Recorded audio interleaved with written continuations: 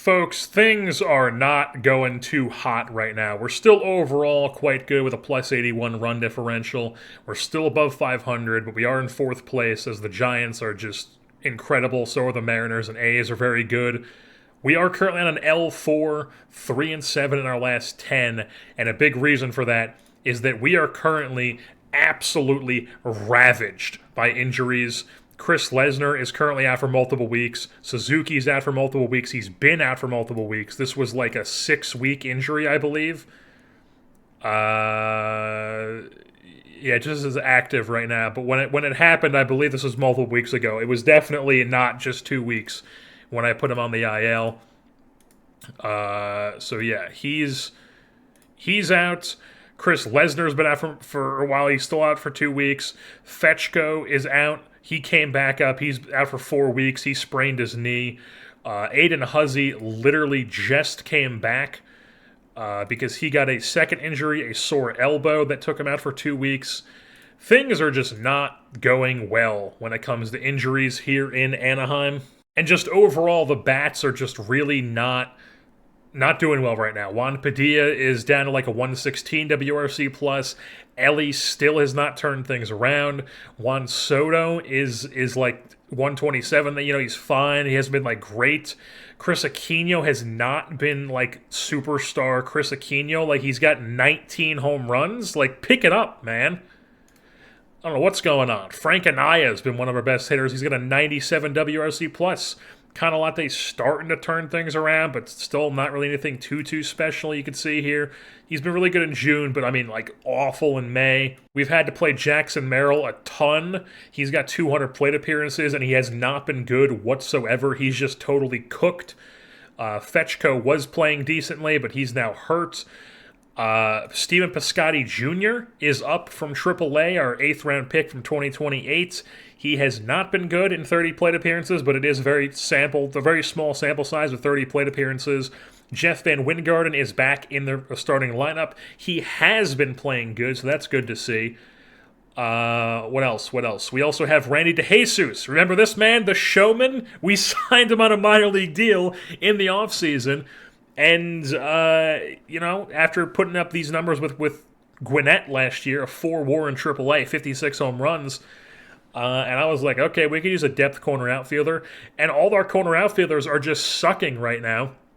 And on top of the injuries, so all our AAA corner outfielders are just sucking right now, I should say. So I was like, let's just get Randy up here, see how he does.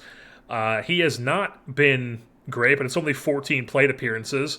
So we're struggling right now. We need to get something to help us here. Folks, the Ellie De La Cruz disaster season has continued as he never turned things around, and he has now suffered a torn meniscus, which will keep him out for the rest of the 2035 campaign.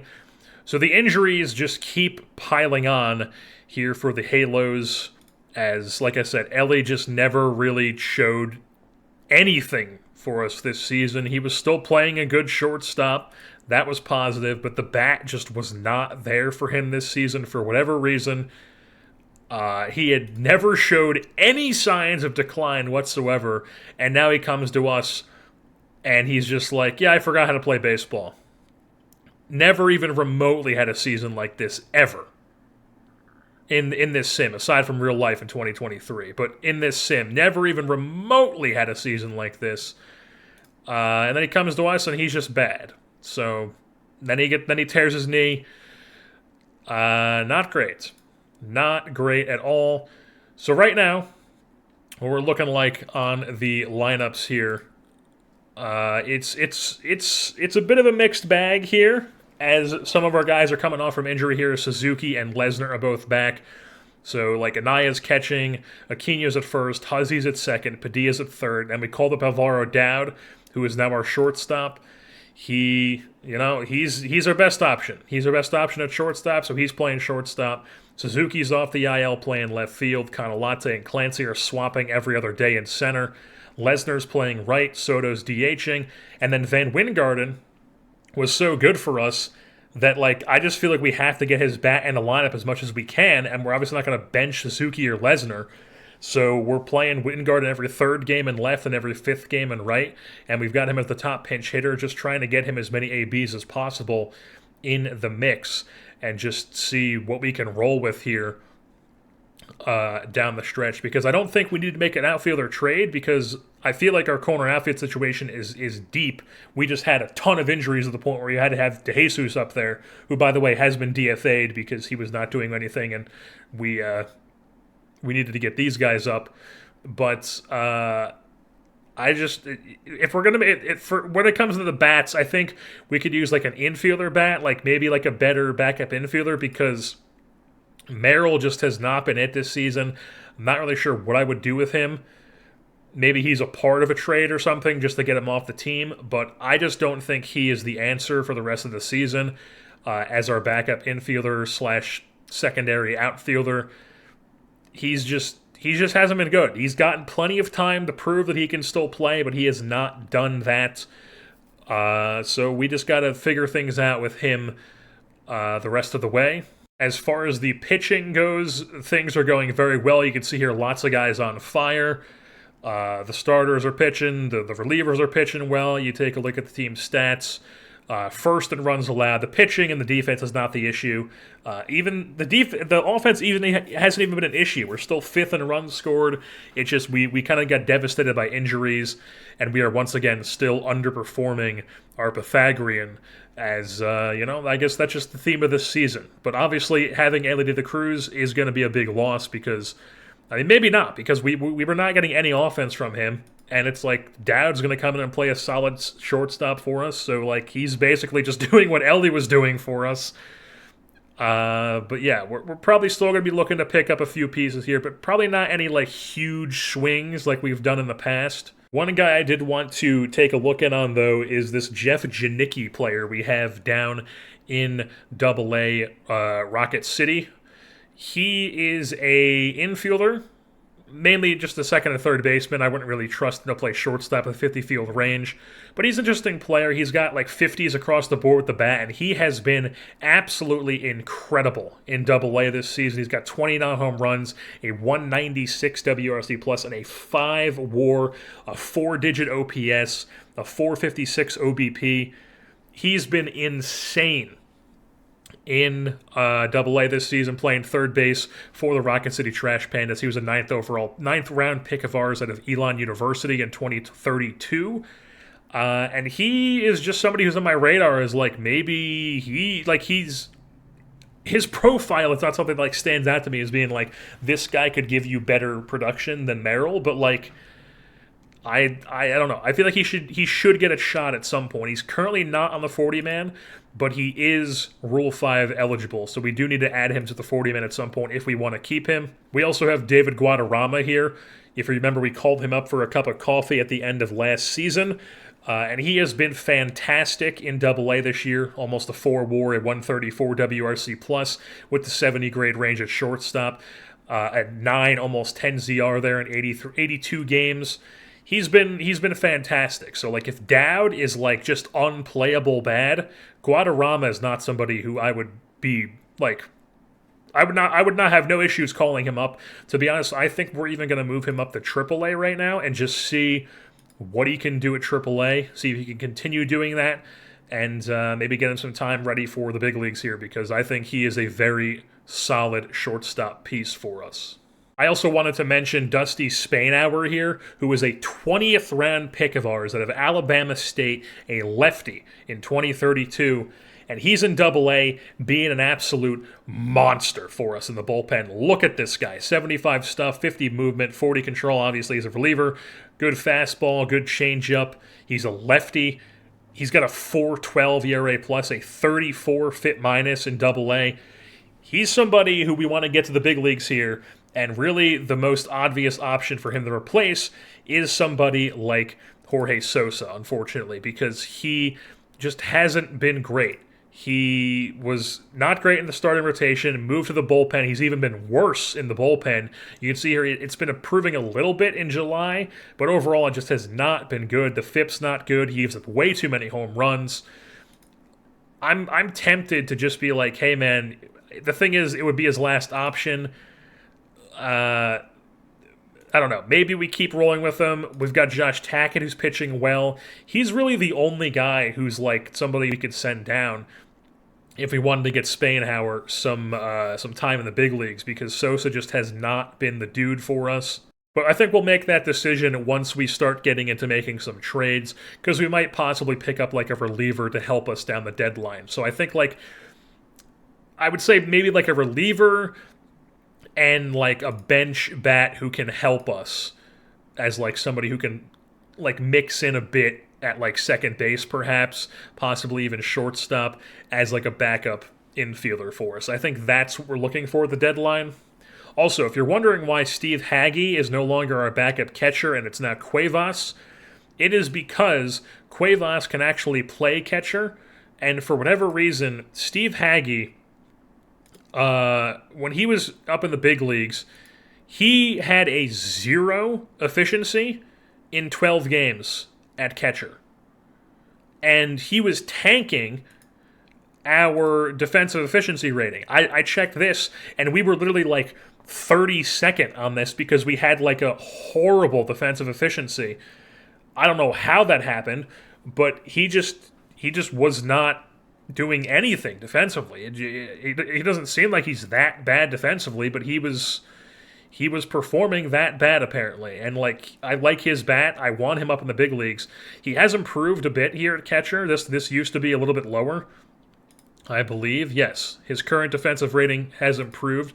So honestly, we might just make that switch right now because I want him in the big leagues in over Cuevas. So we're going to send Cuevas back down to AAA, and we are going to call up Steve Hagge to the big leagues, and we are going to do the thing where they like swap every so often, because Anaya, he's fine, but like he's not fine enough to where like he shouldn't be playing, like he's not fine enough to the point where like he's the everyday catcher. So we'll do like every third game for Hagge against righties and lefties, and that's what we'll rock with for now. And let's see what moves we're going to make here at the deadline. So the more I look around at what's available on like the trade block and whatnot, and just doing some shopping of different players, I just don't think that the hitters market is really something we're going to be interested in going into, because it's just like it's Jackson Holliday who is wrecked, and obviously it would be a huge swing of something that we're not trying to go after. And then like guys that we don't need, like we don't need a catcher, obviously. Bryce Rayner is a very good infielder, but he's wrecked. I don't really want to like trade for him at the deadline and then just have him just like explode before the postseason, and he's just like a waste of picking somebody up.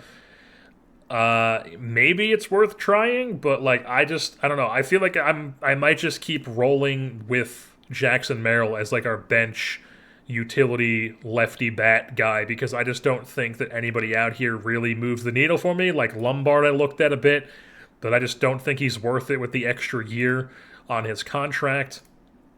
And I just don't think that it's worth going out and getting anybody. So I think we're going to stay pat with what we are at hitters. But as far as pitchers go, clicking on the wrong thing here, I didn't really look at Jim Parker. He's an expiring free agent. Yeah, I mean, we've taken the big swing before with pitchers, but the thing is, we've taken so many big swings that our prospect situation is not what it used to be, and we don't really have the dudes to get Jim Parker, an 80-grade pitcher. So as much as that would be cool to go out and get, I just don't think it's happening. Also, is Toronto even really that bad to where they should be trying to trade at the deadline?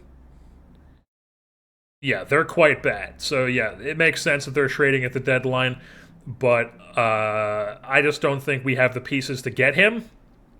But I do think we have the pieces to get one of these relievers here. So if we sort by all relievers, Yohan Duran is an expiring contract. We could go after him. I think I would prefer one of the other guys, though. Like, I was looking at Eric Rose, who obviously we used to have. I really like. He's an expiring free agent. But you can see here he's barely played this season because in 2035, he has herniated his disc for 6 weeks, and he also has strained an oblique for 6 to 7 weeks. And then last year, he had an arthritic elbow, which is, not something you want as a pitcher. You don't want to have arthritis in your right elbow as a pitcher when you're a right-handed pitcher. So I don't think Eric Rose is going to be an option for us. Ben Joyce, though, that could be an option to bring back. He hasn't really been great this season, but he has the track record of being like a decent pitcher, a solid reliever. Obviously, he was with us for a very long time. He went to Atlanta, was good for them. Went to Philly, was okay. Went to LA, had 2 solid seasons of their pen, and now he's in Kansas City, and he just hasn't really been the same guy. But I still think that he's worth going after here at the deadline as an expiring contract. There are some other guys that I might look into, like Cullen McKay. Maybe we bring him back for another run. He was with us for the postseason run last year, and then we traded him in the offseason. Or no, I think we let him walk in the offseason. Okay, so we traded him for Suzuki, and then they let him walk for whatever reason, along with Harmon Stead. And then Harmon Stead is currently on the IL with elbow ligament reconstruction surgery, which I'm assuming is just Tommy John. I also really like Woo-Suk Go here. I don't know. I know who this is. I don't know how you say his name. But he's extreme ground ball. We talk about a ton how I like extreme ground ball guys. He throws hard. He is just a one-inning guy, so that kind of limits his versatility. And he does have a second year, but his second year is a vesting for games finished, which, I mean, they promised him the closer. He's not going to be the closer for us. We've already got a guy for that spot. So he's not going to finish 40 games with us, is the thing. At least I don't think. I don't know. But he probably has finished a lot of these games for them. Like, how many is he sitting at right now? So he's already finished 29 games. I mean, if the AI just, puts him in at the end of games, because the closer's tired or something, that could be trouble, because we don't want him back for a second year. Although it is a very cheap extension. Even if he is at 36, he's going to be 37 next year. He's going to be 37 this year, actually. He'll be 30. He'll be 38 at the end of next season. So he is having a very good year. What am I looking for here? Yes, pitcher ideal. He's had years up and down. He's having a really good year this year, but I just don't want to risk that we're going to bring him back on a vesting. So, I do like him, but I don't think he's worth it. And I think Ben Joyce is very gettable. So I think we're going to go for Ben Joyce, who now throws not in 100s every single time, because he is about to be 35 years old. Another guy that could be interesting is Joe Whitman here, who was on our team last year, was very good for us. And then he went to Baltimore this year on a 1-year deal, it looks like.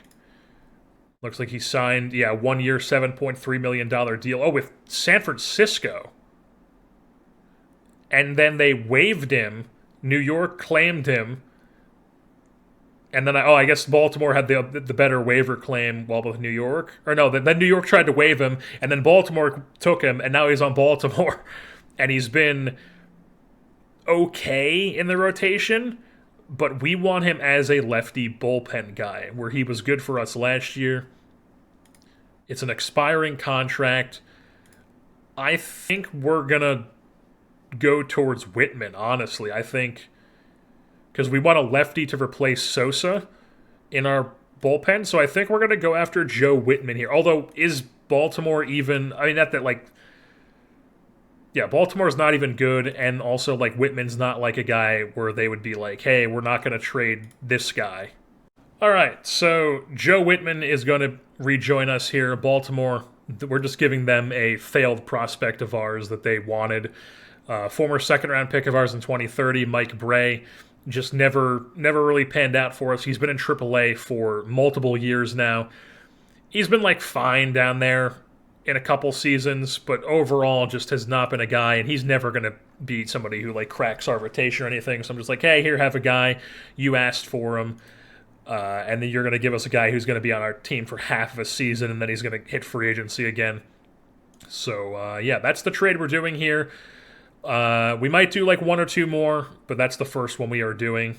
All right, so here's another reliever trade we're going to do. I just don't want to end up in a situation like we have the past couple of years where our bullpen just fails us in the rotation in the postseason, because right now, our pitching staff is like one of the best in the country. In the country, I'm talking college football here. In the league. I guess you could say in the country too, but it doesn't matter. Anyways, but adding Ben Joyce just helps us. It just adds more depth into our bullpen. We're going to have to send down somebody who has had a good season just to make room for Ben Joyce. But, it's depth. We can always carry extra relievers because we don't really usually use our bench too much in the postseason. But we'll have to see how things go. Maybe an injury happens. It just gives us some more flexibility.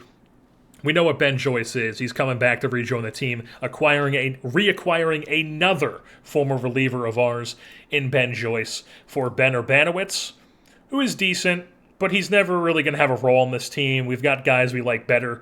We like more than him, so we're trading him to Kansas City. And then they also asked, like, hey, could you throw on this guy? So I was like, sure, here, have him, whatever, who cares? So Ben Urbanowitz and Juan Contreras are going to Kansas City in return for Ben Joyce coming over to help our bullpen for the rest of the season. Just a quick little check-in here before the end of the season. It's currently August 28th.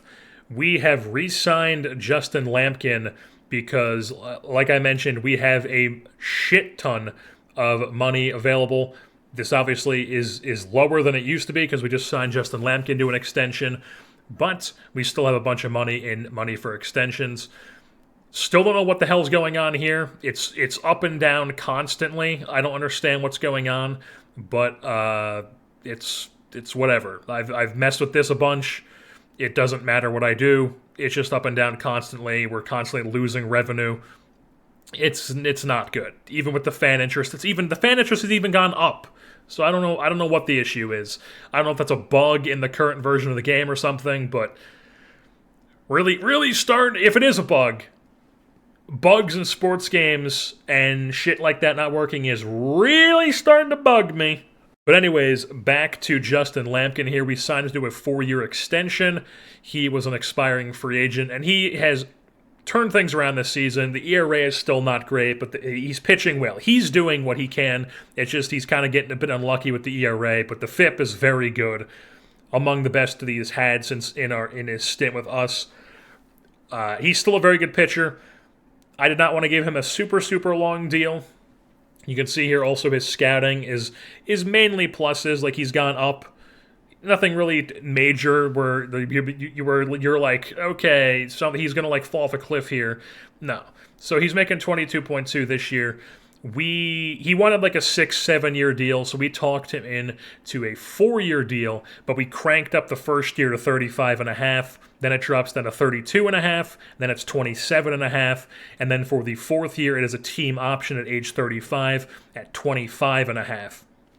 So hopefully he's pitching very well through the entirety of this deal, but if not, we have ourselves an opt-out that'll be a very cheap $2.6 million buyout for that 2039 season, which, reminder, if we decide to do that Raleigh Oaks thing and we decide to do it after 15 seasons with the A's, or with the Angels, and then boom, after 15 seasons, 2039 would be the final season that I am going to control the Angels. Now, I will say, that does not mean that I'm going to all of a sudden start making moves being like, oh, who cares what happens? We're not going to be here in 2042. I would not be doing that. I'm not going to completely jip out the Angels and start doing stuff like that. I would still be making moves based on if it's good for the team and if I would still be here. I'm not going to do some weird shit where it's like, oh, I can just give a bunch of money to whoever I care about, whoever I want, because I'm not going to be here to deal with the ramifications of that. I'm not going to do that.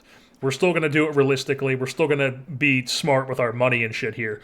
But just as a pointer, just as a thing to point out, that would be the last season that I am in control of the Angels if we decide to do that, which I think I am kind of leaning towards doing. Spice up the series a bit, add a new challenge to it. We'll have to see. We'll have to see. Obviously, I would like to see what you guys think about that. Once again, if you have not, leave what you think in the comments about that idea. The other thing I should mention is that things are not going well. It's August 29th.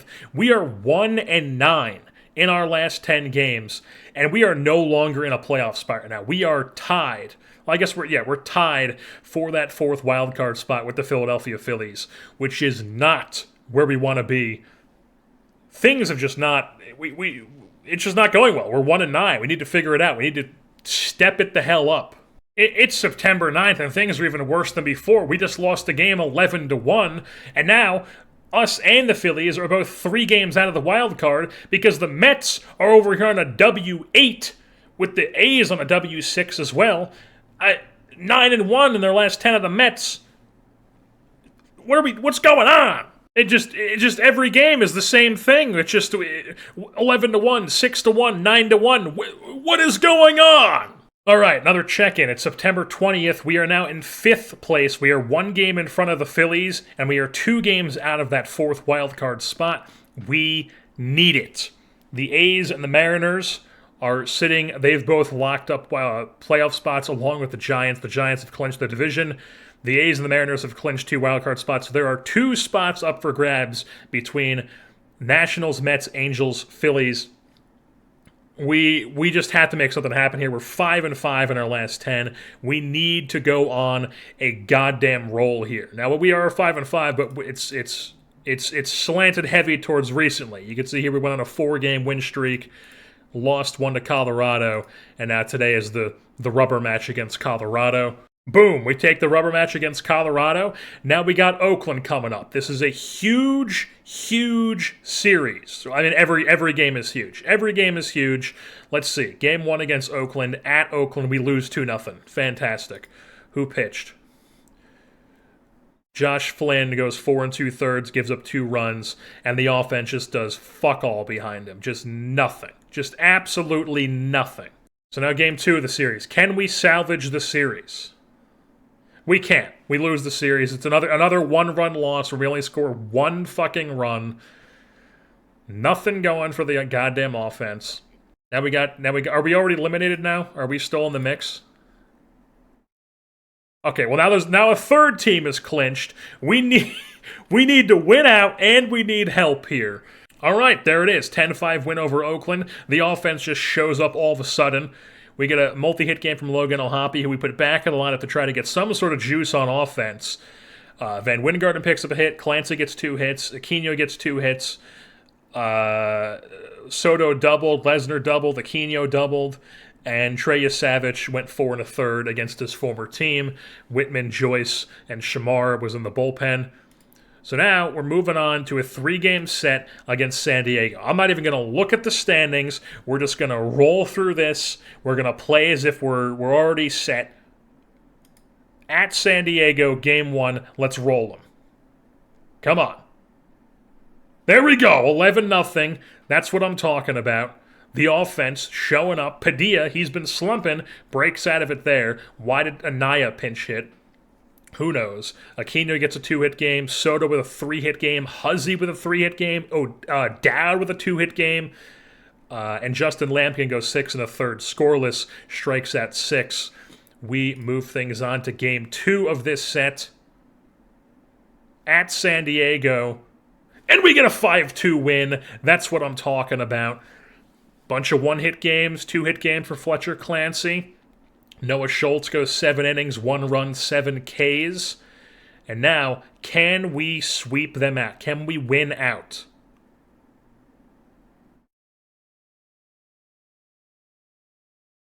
Come on. Oh my God, we've got a 1-game playoff. We've got a 1-game playoff against the New York Mets. A 10-3 win over the San Diego Padres ensures us a 1-game playoff over the Mets. Josh Flynn goes 6 scoreless, 4 Ks, and we have ourselves a 1-game playoff against the New York Mets. At least I think that's what's going on here. It's got to be. Absolutely. This 4th wildcard spot has come down to a 1-game playoff that I've said that now 8 times in a row. 7-3 in our last 10 to close out the season. They go 3-7. And then I think we're just going to straight up watch this. We're going to let him do the subs. We're going to let him do the strategies. Kevin Cash is going to do everything. We are simply just going to watch and see how this game goes. Angels, Mets, 1-game playoff. Mike Hoskins on the bump. We've got the pitching edge. Let's see how things go. All right, top one, hit him a little wrist action. And they get a home run. Fantastic. Nothing else going, though? What are we doing on offense? Nothing. Nothing for them. Nothing for us. Okay, that's not great. They tack on two. Can we get anything? Nothing. Can they get anything? No. How about us? There we go. There's two. Not the box score. No. We wanted the game log. What happened? 2-run home run, Chris Aquino. Fantastic. After a Juan Padilla single, boom. Right, just like that, it's a 1-run game. Shamar's in the ball game now. He does not work a scoreless frame. It's now 2 on, 2 out, and Jose Lopez is up against a lefty. Can he get it done? Jose Lopez. That's going to get over the head of Dowd, bloops in for a hit, and they take a 2-run lead. Oh, my God. Can you get Pat Taft out? No, you're going to walk him. Oh, my God. Now we got Joe Adell, the former Angel at the dish. He's going to loft him out to right field. In comes Van Wingard, and he puts... Oh, that was Lesnar, never mind. Lesnar's in right field now. So he puts that away. Anything going with the bats? Nothing. Joe Whitman's in the game. Scoreless frame. Okay. We tacked on one. How did we tack on that one? An RBI double from Chris Aquino, who's now at third base. He drove in Juan Padilla, who walked. So Chris Aquino on second here with 2 outs. It's Chris Lesnar at the dish. Please. 3-0 count. Spits on ball 4. It's first and second. 2 outs. Brings up Aiden Huzzy. Lefty on righty action. 1-0 count to Aiden Huzzy. Ground ball. Nothing going. But we do tack on one to make it a 1-run game. Joe Whitman still on the bump. Scoreless frame. Bottom 7. Nothing going. Top 8. Terrada's in the game. And they hit a home run. They hit a home run off of this dude. This dude. I mean, God damn it. And then they're just keeping it coming. Can you get out of the inning? Oh, cool. They tack on 2. Now we're down 3 in the 8th. Fantastic. But we're keeping it alive. Let's go. First and second, Suzuki and Padilla on second and first, respectively. It's Chris Aquino at the dish. 1-2 count. Please don't strike out. He does indeed. He goes down swinging. Now it's Chris Lesnar. 0-1 count. That one's going to land in for a hit, and the Angels aren't quitting yet. That's going to make it a 2-run game. 6-4 is your score. It's a 1-out, 2 runners on situation for Aiden Huzzy. Works a full count. Here comes the pitch. He whiffs through it. Now that's 2 down. Brings on Logan O'Hoppe. 1-1 count to him. Flies one to center field. That will be tracked down, and we strand 2. Oh, my God. Down 2, it's top 9. Season on the line. Terrada is just not getting it done. 3-1 count. Walks him. Are you going to take him out yet, Kevin Cash? We gotta intervene here. We just have to. We gotta take him out. Terrada needs to get taken out. We need to bring in Kaneda. He's on fire. Let's bring him in. Let's get a ground ball, perhaps. 2-2 count. Boom. Blows it right by him. That's strike 3. Now we got this dude we're not familiar with. He's going to blow it right by him, too. That's back-to-back Ks. We move things on. Bottom 9. Josephine Fetchko is in the game. I don't believe we have any better hitters on the bench. I mean, we could bring in Van Wingard, but I probably wouldn't bring in Van Wingard for, like, Conalate. And has Fetchko been good lately? No, he has not. We're going to go Haggy. Mr. Farico Impact's coming in the game. Pinch hitting. Leading off the bottom of the 9th against Mike. Not Jimenez. Your Nenez. What a weird name. Steve Hagge, 1-0 count to him. Lofts one out. Left field, that will be caught for out number 1. Joe Adell puts it away. Canalate, we will be pinch hitting for. It is Van Wingarden coming in. Righty on righty action. 0-2 count. Is he just going to go down swinging? He's going to loft one out to center, and that will be caught as well. Back-to-back outs very quickly. Now it's Juan Soto. Full count. Of course it is. Check swing, and he cannot go around, and the Mets have won the one-game playoff and ended the Angels' season. What an absolute heartbreaker. That is how the season comes to an end. Just a insanely disappointing season. I mean, a plus 131 run differential, and we don't make the playoffs. We go 85 and 78. Our Pythagorean projected us to get 10 more wins than we actually had. We were 16 and 24 in one-run games, 4 and 8 in extra innings,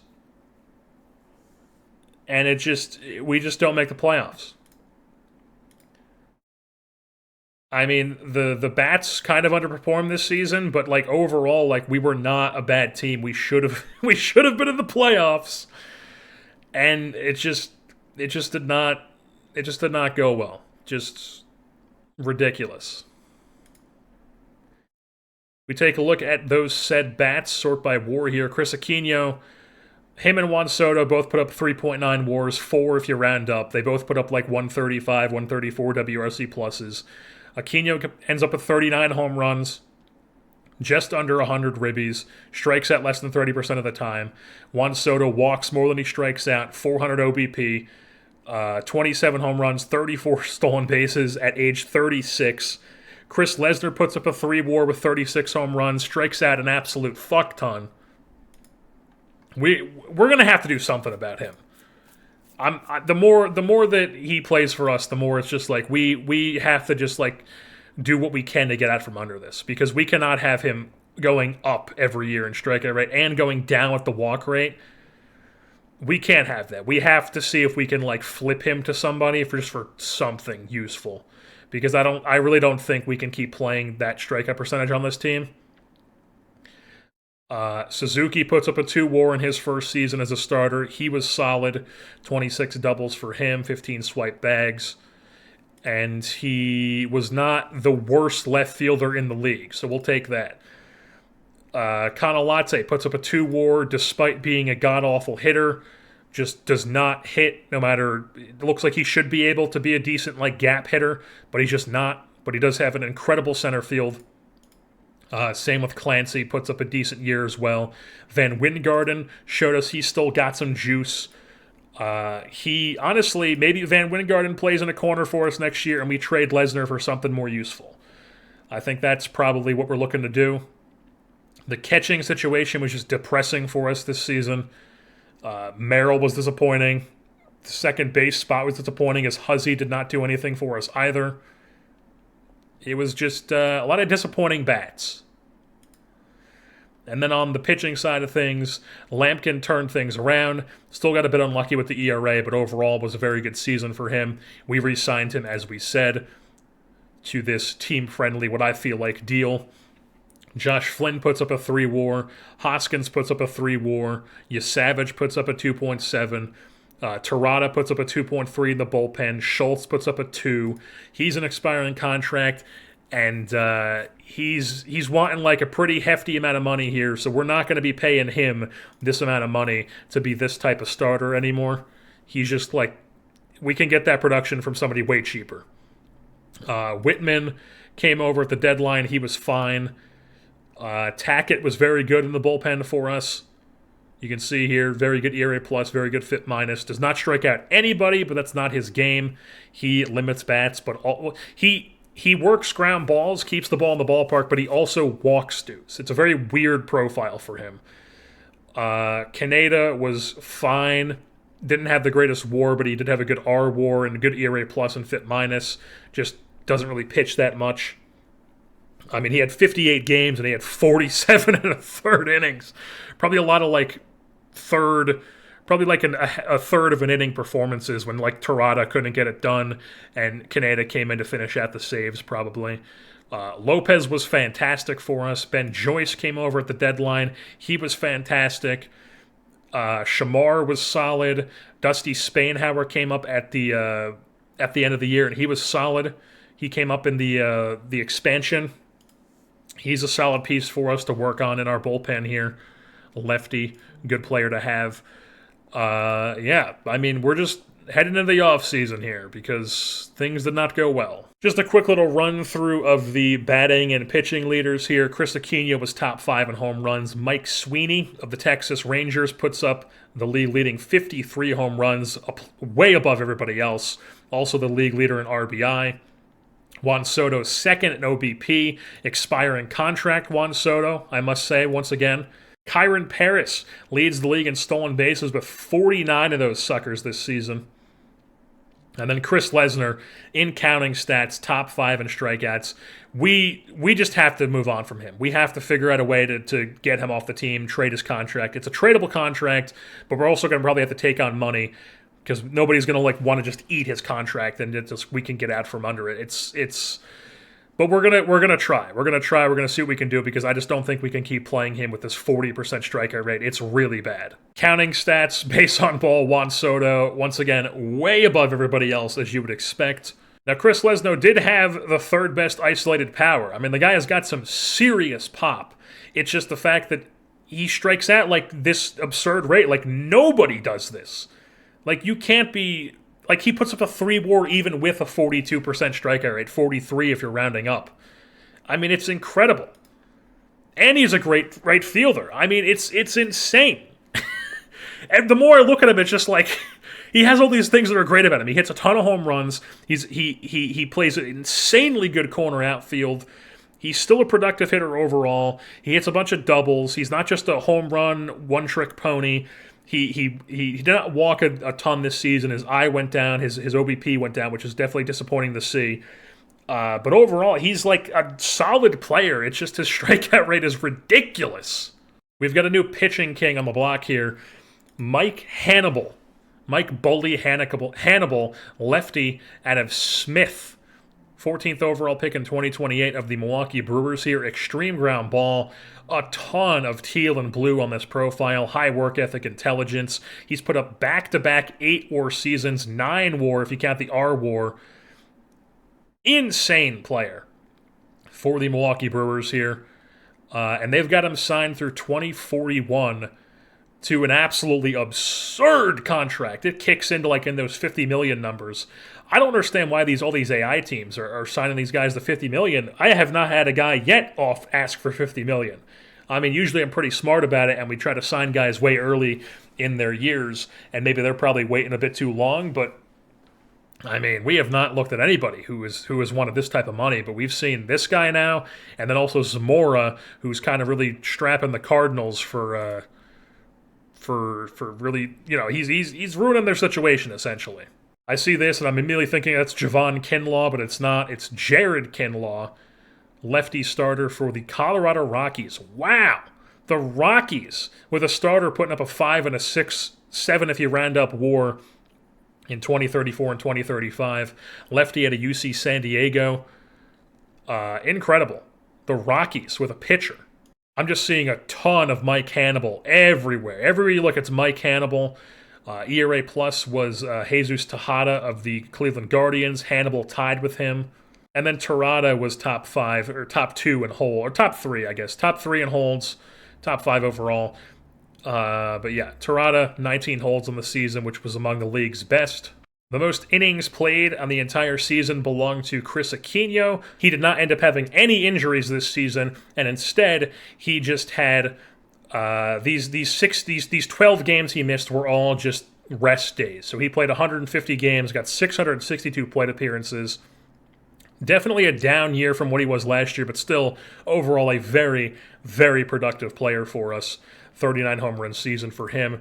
And then he's, you know, a bad first baseman because who really cares? Even with, I mean, first base ER is like, you can't really judge anything there because it's like he is a negative ZR at first base, but he's an 80 grade first baseman. And then once again, leading in framing runs is indeed Ethan Salas of the Raleigh Oaks. And what do you know? This is even more perfect that I'm seeing this, is that we're not even going to get him if we decide to take over them in that 2039 offseason, because he's an expiring contract after that 2039 season, assuming he does not opt out after this year, because he does have an opt-out after 2035. We shall see, but I just think that's funny that it's 2039 is when he's signed through. This weird run that we've had in this series of a bunch of small market teams winning World Series has come to an end as the evil empire is back on top. The New York Yankees have won a World Series here in 2035, 4-1 over the Cleveland Guardians. They come out of the divisional round. They take out the A's, the team who was dominated as of recently, 4-1. Then they take on the San Francisco Giants, who was very, very good this season. They were probably the best team in baseball. They beat them in 7. Then they go to the World Series and they beat the Cleveland Guardians, who also had a very good season this year. This Yankees team that has Jackson Chourio on this team, he's wrecked, but he still plays a ton of games for them. He was great for them, 6 WAR. He was their best hitter. They also have Dylan Cruz, who they signed in free agency this past offseason, despite being wrecked. He did not play a full season for them, but they've got him playing center field as a wrecked guy, and he's still playing a really good center field. So old man Dylan Cruz coming in at 33, winning the World Series. Tyler Spangler's been on this team forever. He's definitely not the guy he used to be, but still a productive player for them. He gets a World Series ring. Spencer Browning is a former Los Angeles Angels player.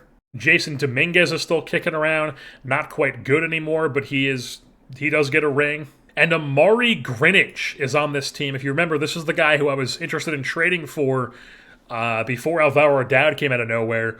Amari Greenidge was the guy that I wanted, and he has not really done anything for them, to be honest. Like, he hasn't been that great, but it wasn't even that good this year. Really wasn't even good at all.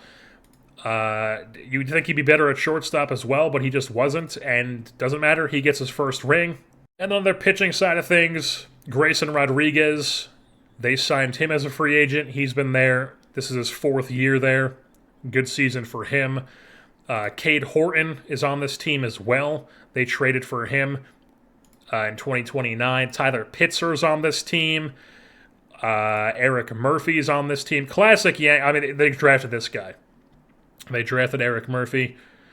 Zach Root, they traded for him. I remember him. And then this is just sickening to me. They were worse than us in every aspect. They outperformed their Pythagorean. I mean, just sickening stuff. Just sickening stuff. This was indeed their first World Series since 2009. I was pretty sure that was the case, but I just had to make sure it is indeed. They get 28 in 2035, and they've had some down years in this sim. 2025, they won 75 games. They won 74 games in 2030. They won 77 games last year. And then this year, they jumped from 4th place to 1st, and they win the World Series. New York Yankees.